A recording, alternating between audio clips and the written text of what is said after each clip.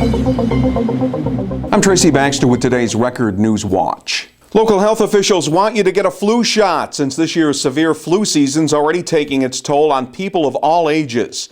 At Orange Regional Medical Center, Dr. Anuj Vora, the hospital's chairman of emergency medicine, says he and his staff have seen a significant spike in the number of flu sufferers his department is treating. If you just take the last 2 weeks, for example, our volumes are up 20% of where they were last year. So last year we had a much milder strain than what we're seeing this year.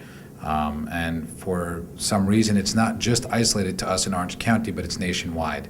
There have been very high volumes throughout emergency departments all over the country, primarily due to the flu.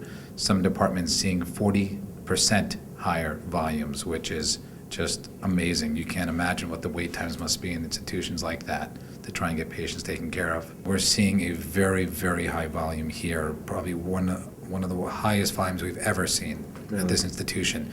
Just a few days ago, we spiked the highest volume we've ever had at this facility in the past 4 years I've been here. Dr. Vora says those with respiratory problems are getting hit especially hard by this season's flu strain. A non-immunized 7-year-old from the New York metropolitan region died from the flu recently, and hospitals have been taking precautionary steps to keep the flu from spreading within their facilities.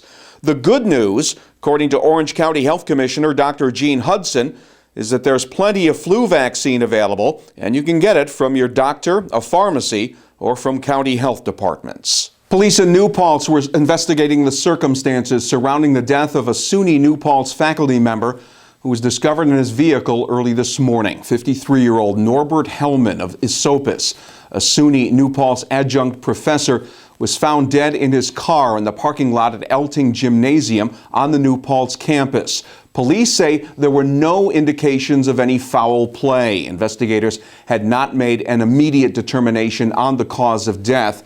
Hellman had been affiliated with New Paltz since 1986, most recently as an instructor in the college's Center for International Programs. It's been almost a year now since a massive fire destroyed much of the Cornwall Industrial Park.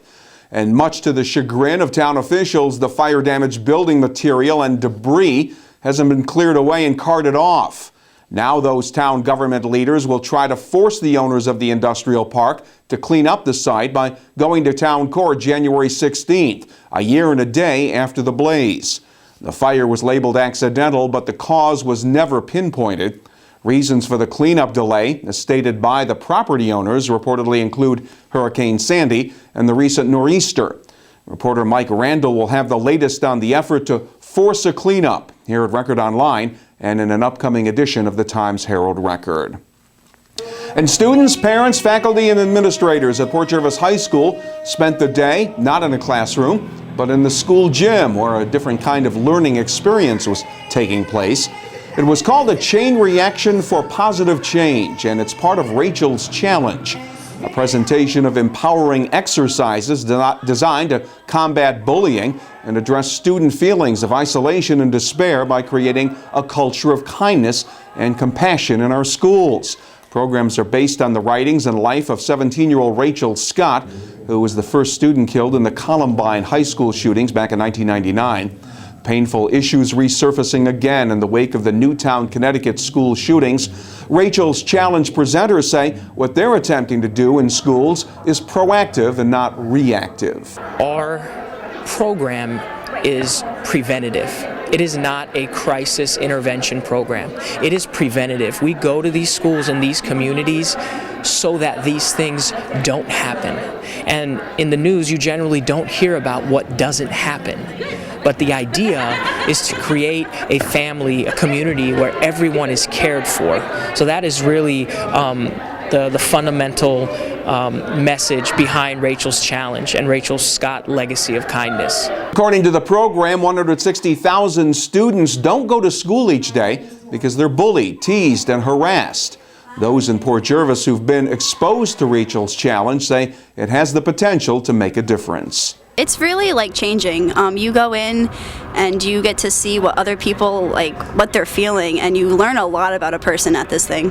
It was really life-changing. I met a lot of people that I had never spoken to before and learned things about them that I didn't know was going on, and that was a really good experience, and it formed friendships and bonds that I still have. People do change. They do become nicer to other people.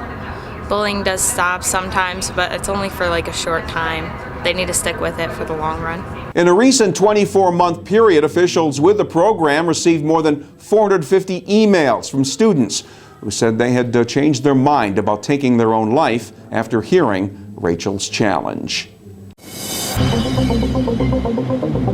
The weekend will begin with sunshine. Saturday will be sunny and not bitterly cold. The highs will reach the upper 30s.